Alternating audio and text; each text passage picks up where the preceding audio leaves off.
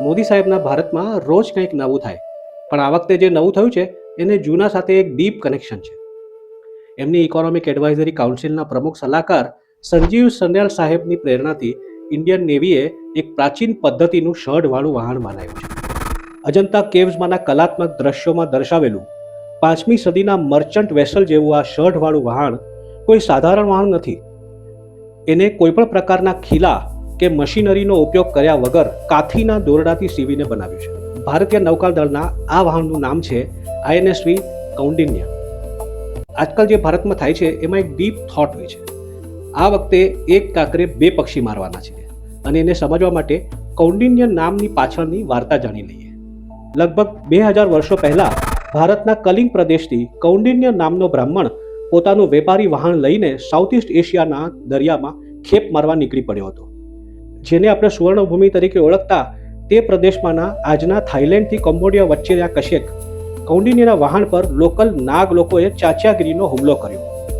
નાગરાજ અને એમની નાગકન્યા સોમાની આગેવાનીમાં થયેલા આ હુમલામાં કૌંડિન્ય તો બચી ગયો, પણ એના વાહનને નુકસાન પહોંચ્યું. આ ચમકલામાં નાગ પરિવાર કૌંડિન્યના પરાક્રમ અને એની પ્રતિભાથી ખૂબ ઇમ્પ્રેસ થઈ જાય છે અને કુમારી સોમાનો કૌંડિન્ય સાથે વિવાહ કરાવી દે છે. કૌંડિન્ય અને સોમા સાથે મળીને ફુનાન રાજ્યને ભારતીય સંસ્કૃતિમાં ઢાળે છે.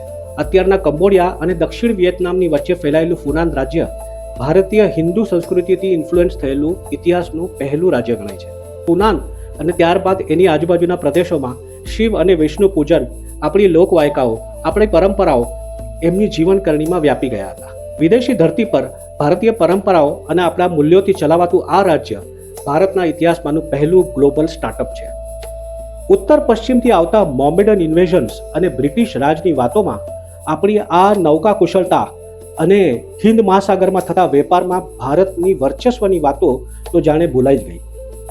નાલંદા જેવી યુનિવર્સિટીમાં સચવાયેલા આપણા ટેકનિકલ ડોક્યુમેન્ટ્સ અને જ્ઞાન ભંડારોનો નાશ કરીને આપણા પ્રાચીન ઇતિહાસ, આત્મનિર્ભરતા અને આત્મવિશ્વાસને ખલાસ કરી નાખવામાં આવ્યો.